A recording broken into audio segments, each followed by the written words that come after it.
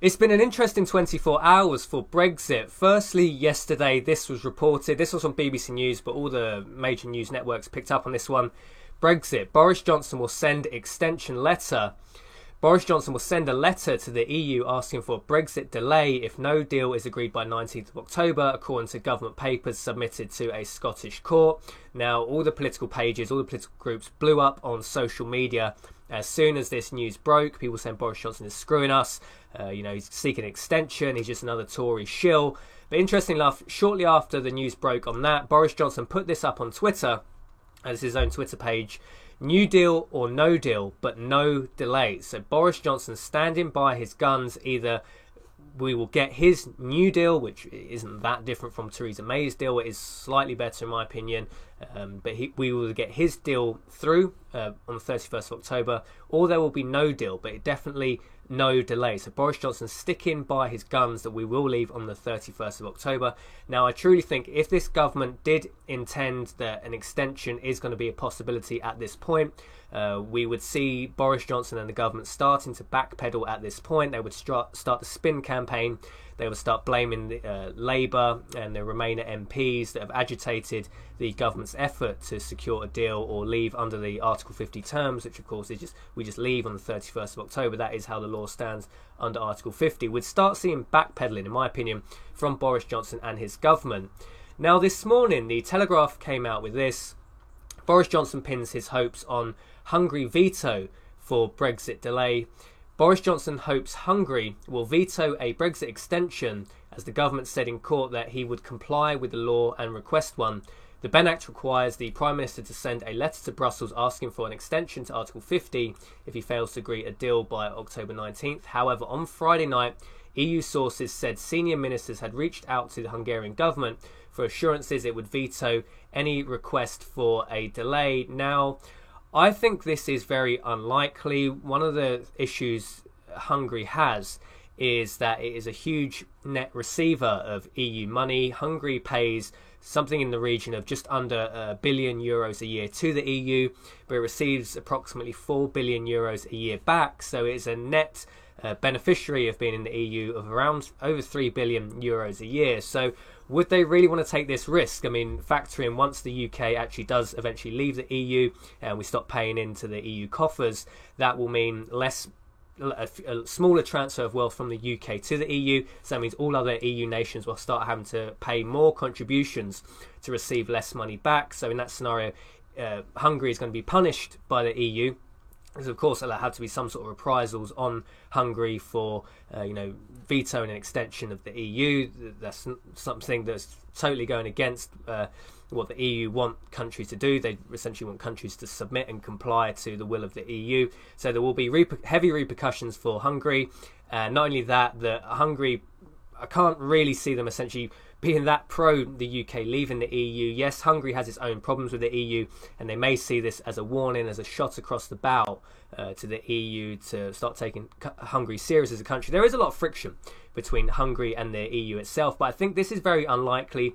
It's very high risk because we're putting all our eggs in one basket. Now, I did do a previous video 2 months ago, this video here, Boris's one secret plan to leave.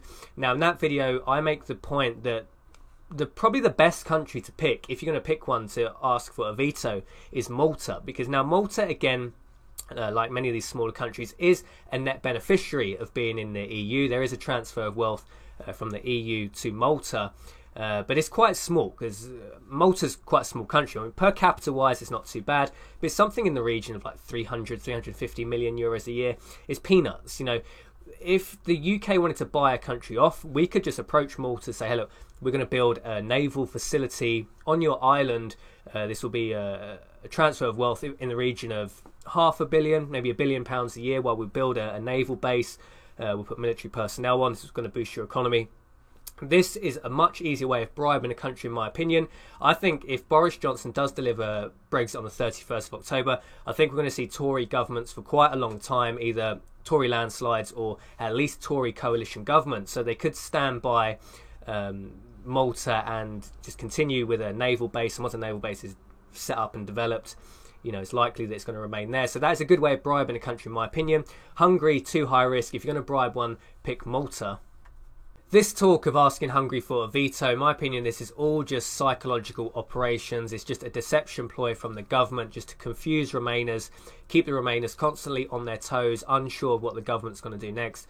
People like Dominic Cummings are quite good at strategy. They're much better at this big game of chess than anything on the Remainer side. So I think this is all just deception. It's all just psychological operations just to confuse the Remainers. I think the chances of Hungary vetoing the extension of Article 50 is very slim, in my opinion. As I say, I think Malta is actually a much better candidate. I think the ultimate end play that the government will take won't be this veto. It will probably just be something like insisting that Article 50 is EU law and EU law trumps UK law. Therefore, what it says in Article 50 that we're going to leave if no deal is made on 31st of October trumps the Benn Act, aka the Surrender Act. So I think that's the ultimate play that the government will do. This is all just deception, in my opinion. I don't think Hungary vetoing this is actually any way realistic at this point. What's quite interesting is the bookies are given very, very favourable odds. The bookies are buying into this. I checked Odds Checker website last night, and the odds now of the UK leaving with a no deal anytime in 2019, not just on the 31st of October, but if the UK leaves anytime in 2019 without a withdrawal agreement in place, they're given 9-2 odds. In my opinion, I think the chances of a no deal at this point are significantly higher than that. I would say the chance of leaving with a no deal is probably something in the region of 35 to 45%. I say in the last video we did some ballpark numbers explaining why I think a no deal is in the region of 45%. But realistically, somewhere between 35 and 45%, much better than the bookies' odds of 9-2. I previously took out a bet at 3-1, so the odds are now significantly better. I may add to this position, not that I really encourage other people to bet, but I think it's good to be, just open environment. That I think I might add to my bet at this point, because not that I can be certain that a no deal will happen. I think the chance of a no deal is actually still less than 50%, but the odds the bookies are giving, very good odds at this point. So I might just add another £10-20 to that bet, and there'll probably be like a total return of something like £200. We've already got like £60-70 on the table already. But it's interesting anyway, interesting. The bookies are buying into this, but I myself am not buying into this. I think the chances of Hungary vetoing, too small. They receive too much money. If you're receiving like 3 billion euros a year, you're not going to rock the boat, in my opinion. It's not sensible to do for your own people. They benefit very well from the transfer of wealth from countries like the UK, from Germany to Hungary. Just too much. Money talks, right? Money talks. You're not going to cut £3 billion off to spite your face. That's just my opinion. Let me know your thoughts on this. Jason from Liberty Bunker signing off, and I'll see you in the next video.